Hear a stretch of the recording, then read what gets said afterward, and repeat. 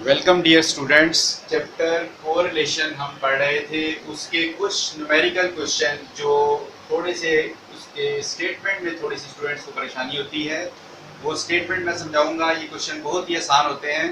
उनमें सबसे पहला एक क्वेश्चन यहाँ पे मैंने लिखा है, उसका data chapter regression and correlation हम पढ़ रहे हैं। इसमें compute the coefficient of correlation by Karl Pearson method and compute missing frequency. Missing frequency इसमें पहले कैलकुलेट करनी पड़ेगी while the mean of x and Y series, जबकि एक्स और वाई सीरीज जो हमारे डाटा है उसका मीन उन्होंने सेपरेट दिया हुआ है। एक्स बार हमारे पास यहाँ पे 6 है और Y bar is equal to 8। ये हमें पहले से गिवन है। इसकी रीजन क्या है कि इसकी मदद से हम x की जो मिसिंग वैल्यू है, यहाँ क्वेश्चन मार्क लगा हुआ था सवाल में, तो हम यहाँ इसको लेट कर लेंगे। Missing value is equal to a, कि हमारी जो मिसिंग वैल्यू x की है वो a के बराबर है। अब इस x बार को हम यूज करके पहले मिसिंग वैल्यू निकालेंगे, फिर उसके बाद कार्ल-पियर्सन कोएफिशिएंट ऑफ कोरिलेशन का फार्मूला यूज करेंगे। x बार के लिए आपने सबसे पहले x की रकमों का टोटल करना है, यानी सम ऑफ x निकालना है। तो जो a के अलावा बाकी वैल्यूज हैं उनका टोटल हम करेंगे। ये हमारे पास आ रहा है 8 और 2 10 और 6 और 4 10 10 और 10 20 प्लस a। ये सम ऑफ x हमें x बार के फार्मूले के लिए चाहिए होता है। x बार का फार्मूला हमारे पास है sum of x divided by n। हमें क्योंकि मिसिंग वैल्यू निकालनी है तो हम x बार की वैल्यू यहाँ पुट करेंगे। उसके अलावा सम ऑफ x की जगह हम यहाँ पुट करेंगे 20 plus a divided by n। n का मतलब नंबर ऑफ वैल्यूज कितनी है हमारे पास, यहाँ 5 है, a को भी काउंट करेंगे। अब इसको यहाँ मल्टीप्लाई करके 5 6 multiply by 5 is equal to 20 plus a, ये 30, और इस 20 को इससे माइनस करेंगे तो a की मिसिंग वैल्यू हम कैलकुलेट कर लेंगे इज इक्वल टू 10। अब इस वैल्यूज को हमने a की जगह पुट करना है यहाँ पे 10। उसके बाद अब आप कार्ल-पियर्सन कोएफिशिएंट ऑफ कोरिलेशन को कैलकुलेट करेंगे। उसके लिए आपको कॉलम बनाने पड़ेंगे जो जो रिक्वायर्ड है फार्मूले के लिए। उसमें सबसे पहले तो इसका फार्मूला हम लिखेंगे r is equal to correlation coefficient का हम यहाँ फार्मूला लिखेंगे कि वो बराबर किसके होता है, r is equal to sum of x y minus n x bar y bar. उसके बाद नीचे इसमें है n मल्टीप्लाई बाय, यहाँ यूज हो रहा है एस एक्स और एस वाई। ये कार्ल-पियर्सन कोएफिशिएंट ऑफ कोरिलेशन के लिए इस फार्मूले को हम यूज करेंगे। इसमें हमें जो जो कैलकुलेशन चाहिए वो देखें। सबसे पहले तो आपको सम ऑफ एक्स वाई चाहिए, यहाँ हमें कॉलम बनाने हैं एक्स और वाई का, इसका टोटल चाहिए। इसके बाद एक्स बार वाई बार हमें क्वेश्चन में ऑलरेडी गिवन है। n नंबर ऑफ वैल्यूज हम यहाँ से काउंट कर लेंगे। उसके बाद एस एक्स और एस वाई ये हमने कैलकुलेट करना है। इसके भी हम फार्मूले यूज करेंगे। स्टैंडर्ड डेविएशन ऑफ एक्स इसके बराबर होता है, ये फार्मूला देखिए एक्स एक्स के लिए हम ये फार्मूला यूज करेंगे। एस एक्स के भी 2-3 फार्मूले हैं, हम उसमें से जो सिंपल फार्मूला इस पे अप्लाई हो सकता है इसी को यहाँ पे यूज कर रहे हैं, standard deviation of x series. इसी तरह standard deviation of Y series S Y वो भी हम कैलकुलेट करेंगे। उसका भी मैं पहले फार्मूला यहाँ बना रहा हूँ, minus sum of Y divided by N whole का स्क्वायर, और ये अंडर रूट इस पे आ जाएगी। अब आपको कैलकुलेशन के लिए एक्स वाई बनाना है, एक्स स्क्वायर बनाना है और साथ वाई स्क्वायर। तो ये कैलकुलेशन अब हम करने लगे हैं। इसमें एक्स और वाई को हमने पहले मल्टीप्लाई करना है, उसके बाद उनका हमने सम करना है। सबसे पहले 8 4 सा हम मल्टीप्लाई करते जाएंगे, इसको 32, 9 6 सा 54, उसके बाद यहाँ 50 और नेक्स्ट 22, फिर 56। इसी तरह x का स्क्वायर 4 का स्क्वायर 16, 36, 100, 4, 64। इसके बाद y की वैल्यूज का स्क्वायर हम लेना है 8, 64, 81, उसके अलावा 25, 121 और 49। अब हमने इनके सम यूज करने हैं। यहाँ आ रहा है 340। ये कैलकुलेशन हमने इसकी ऑलरेडी कर ली थी, ताकि ये टाइम को हम थोड़ा सा बचाएं, वीडियो जो है ज़्यादा लंबी ना हो। 220, उसके बाद 214, और ये टोटल हमारे पास y का आ रहा है 40। अब ये टोटल हम यूज करते हुए एक तो सबसे पहले S X S Y calculate करेंगे। इसको हम रेज कर देते हैं, जो हमने यहाँ पे एक्स बार को यूज किया था। यहाँ हम आर का फार्मूला लिख लेते हैं, sum of x y minus n x bar y bar और divided by n multiply by s x और एस वाई। अब हमने कैलकुलेशन जो करनी है स्टैंडर्डाइजेशन ऑफ एक्स की, ये बिल्कुल आसानी से हम कैलकुलेट कर सकते हैं। 20/5 माइनस ये, अब हमारे पास टोटल जो एक्चुअल बन रहा है सम ऑफ एक्स, वो उसमें 10 ऐड करेंगे तो ये 30 बन जाएगा। यहाँ हम 30 डिवाइडेड बाय 5 इसका स्क्वायर और ये अंडर रूट। अभी कैलकुलेशन बिल्कुल सिंपल है कि सबसे पहले आप 220 को 5 पे डिवाइड करेंगे और उसका जो रिजल्ट आएगा उसको माइनस करेंगे 30 डिवाइड बाय 5 करके, तो ये मैं डायरेक्ट इसकी कैलकुलेशन के रिजल्ट यहाँ पे आंसर लिख देता हूँ। 8 आता है और ये एस का आंसर बन रहा है 2.824। इसी तरह स्टैंडर्डाइजेशन ऑफ y के लिए हमने कैलकुलेशन यूज करनी है, वो हमारे पास सम ऑफ y स्क्वायर है 340 divide by 5 minus sum of y 40 divide by 5 इसका स्क्वायर, ये अंडर रूट में स्टैंडर्डाइजेशन ऑफ y, इसको भी हम डिवाइड करके बिल्कुल आसानी से ये कंप्लीट आ रहा है इसका 4 के अंडर रूट और उसका आंसर आ रहा है 2। तो ये स्टैंडर्डाइजेशन ऑफ y हम इस तरीके से कैलकुलेट कर रहे हैं। अब हमने r जो है कोरिलेशन कोएफिशिएंट के फार्मूले में sum of x y 240 minus 5 multiply by 6 multiply by 8 divided by 5 multiply by s x हमारे पास 2.824, एस वाई हमारे पास 2। ये ऊपर वाली वैल्यूज दोनों मल्टीप्लाई करने के बाद माइनस और फिर उसके बाद हमने जो स्टेप करने हैं वो डिवाइड बनते हैं। तो ये एक स्टेप और मैं यहाँ इसका बना देता हूँ, 214 माइनस करेंगे तो इसको मल्टीप्लाई करने से आंसर आ रहा है 240 डिवाइडेड बाय नीचे वाली टर्म्स को मल्टीप्लाई करने के बाद आंसर आ रहा है 28.24। अब आप इस दोनों को माइनस करके जब डिवाइड करेंगे तो कोरिलेशन कोएफिशिएंट का आंसर हमारे पास यहाँ माइनस 0.92 आ रहा है। माइनस 0.92 का मतलब क्या है कि हमारा जो कोरिलेशन कोएफिशिएंट है, जो वेरिएबल्स हैं उनके दरमियान स्ट्रॉन्ग नेगेटिव कोरिलेशन है। यानी स्ट्रॉन्ग नेगेटिव से मुराद ये है कि एक अगर वैल्यूज बढ़ रही है तो दूसरे की वैल्यूज कम होगी। तो ये इक्वेशन है, इसमें थोड़ा सा मिसिंग ऑब्जर्वेशन वाला पॉइंट था। और उसके अलावा ये कार्ल पियर्सन का स्पेसिफिक कोरिलेशन का ये फार्मूला इसमें यूज करना था, क्योंकि क्वेश्चन में मेंशन किया हुआ है कार्ल पियर्सन स्पेसिफिक, तो हम फिर यही फार्मूला यूज करेंगे। इसी तरह इस तरह के 2-3 सवाल और भी हैं, वो भी मैं आपको बताता हूँ एक्सरसाइज में। इसके साथ एक सवाल नेक्स्ट है, एक और क्वेश्चन है, क्वेश्चन नंबर 2 कह देते हैं इसको। उसमें जो स्टेटमेंट है पहले उसको भी समझना पड़ेगा। उसमें बताया हुआ है गिवन द फॉलोइंग इंफॉर्मेशन, जो इंफॉर्मेशन दी हुई है उसके हिसाब से सबसे पहले लिखा हुआ है number of pair of observation,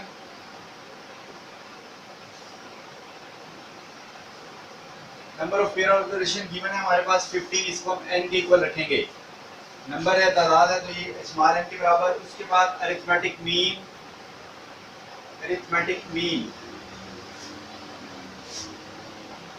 of x series. Arithmetic mean of x series को आपने जाहिर करना है x बार से। इसकी वैल्यू हमें गिवन है एक्स सीरीज के अरिथमेटिक मीन की 25।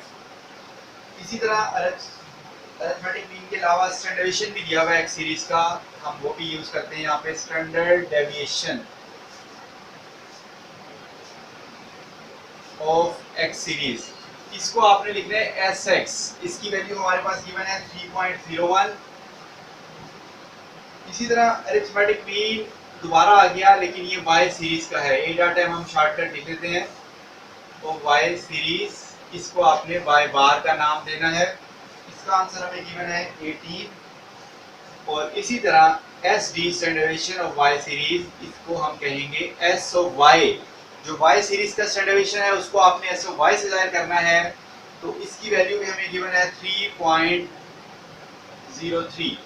अब इसके अलावा एक और स्टेटमेंट है, उसको उन्होंने कहा हुआ है कि सम ऑफ प्रोडक्ट ऑफ डेविएशन, इसको आपने इसी तरह ध्यान में रखना है कि ये है sum of product of deviation of x and Y series. X और वाई सीरीज की डेविएशन निकाला है, फिर उसको मल्टीप्लाई किया, यानी उसको प्रोडक्ट किया, उसका आपने बाद में सम किया है। यानी दूसरे लफ्जों में यूँ कहेंगे कि x माइनस एक्स बार ये है डेविएशन, इसी तरह दूसरा वेरिएबल y माइनस वाई बार ये भी डेविएशन है, और x और y दोनों सीरीज को फिर मल्टीप्लाई किया और फिर उसका प्रोडक्ट किया। तो इसको हम मैथमेटिकली इस तरह लिखेंगे। इसका आंसर भी हमें गिवन है, sum of product of deviation of x and y series from mean of x is equal to 120। यहाँ पे फ्रॉम मीन भी है साथ, इस वजह से हम इसको नाम देंगे sum of x minus x bar y minus y bar is equal to 122। तो ये हमें कैलकुलेशन अब गिवन है। अब इस कैलकुलेशन की मदद से हमने r का फार्मूला यूज करना है। मेन बात थी कि आपको ये जो नाम दे रहे हैं इनके, ये कैसे नाम देंगे इसको, इस पॉइंट को समझना है। नाम हमने दे दिए, अब हम देखेंगे कि इस पे कौन सा फार्मूला अप्लाई हो सकता है, क्योंकि क्वेश्चन में हमने कैलकुलेट करना है correlation coefficient. Correlation coefficient calculate करना है तो r का फार्मूला हमारे पास यहाँ यूज होगा, sum of x minus x bar y minus y bar, क्योंकि हमें जो कैलकुलेशन गिवन है उसी के हिसाब से divided by n multiply bye sx sy। तो अब आप इसमें इजीली कोरिलेशन कोफिशिएंट कैलकुलेट कर सकते हैं। 122 n की जगह 15, sx 3.01 और sy 3.03। अब इसमें mean of x series and mean of y series जो है उसको इस्तेमाल नहीं कर रहे हैं, क्योंकि उसकी फार्मूले में ज़रूरत ही नहीं है। हमें जो कैलकुलेशन रिक्वायर्ड है हम उसी के हिसाब से कोरिलेशन कोफिशिएंट निकाल सकते हैं। तो इसको आप मल्टीप्लाई और डिवाइड करके कोरिलेशन कोफिशिएंट का आंसर निकाल लेंगे। तो वो डायरेक्टली मैं इसका आंसर यहाँ लिख देता हूँ 0.89 अप्रॉक्सीमेटली। तो ये परफेक्ट तो नहीं कहेंगे, इसको हम कहेंगे strong positive correlation. Strong positive क्योंकि प्लस में आंसर आ रहा है और 1 के क्लोज है, इस वजह से इसको स्ट्रॉन्ग पॉजिटिव कोरिलेशन कहेंगे। इसी तरह एक क्वेश्चन और इसका कोरिलेशन का वो भी आपको बताता हूँ ताकि इस डिफरेंट टाइप के क्वेश्चन आपको समझ आ जाएं। एक हमारे पास क्वेश्चन है जिसमें स्टेटमेंट में थोड़ा सा आपने समझना है, उसमें दिया हुआ है सम ऑफ डेविएशन। यहाँ तो दिया था arithmetic mean of x series, अब दिया हुआ है सम ऑफ डेविएशन। अब डेविएशन जो है वो अगर मीन से निकाला जाता है तो उसका सम जो टोटल होता है किसी भी वेरिएबल को जब उसके मीन से माइनस करते हैं तो ये प्रॉपर्टीज है कि उसका टोटल 0 के बराबर आता है। अब यहाँ पे लिखा हुआ है sum of deviation of x series is equal to some specific value. कोई वैल्यू दी हुई है तो हम इसका जो टोटल है वो 0 नहीं लिखेंगे क्योंकि इसमें तो स्पेसिफिक वैल्यू है। तो यहाँ दिया हुआ है sum of deviation of x series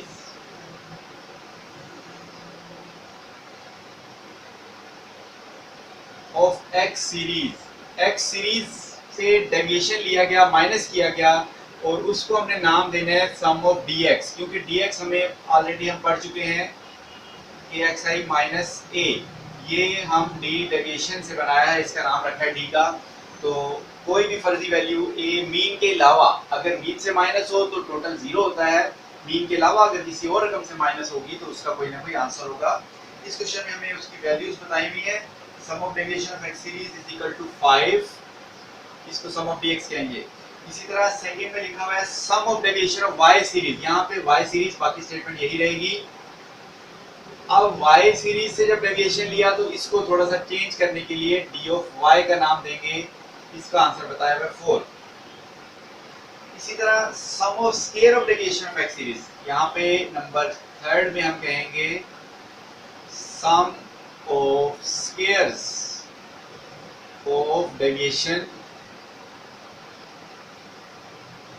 of x series, यानी एक्स सीरीज में जब हमने माइनस किया और फिर उसका स्क्वायर लिया, स्क्वायर लेने के बाद जब टोटल किया तो उसका रिक्वायर्ड यूनिट टोटल बताया हुआ है 40, यहाँ पे हम 40 यूज करेंगे। इसी तरह sum of squares of deviation,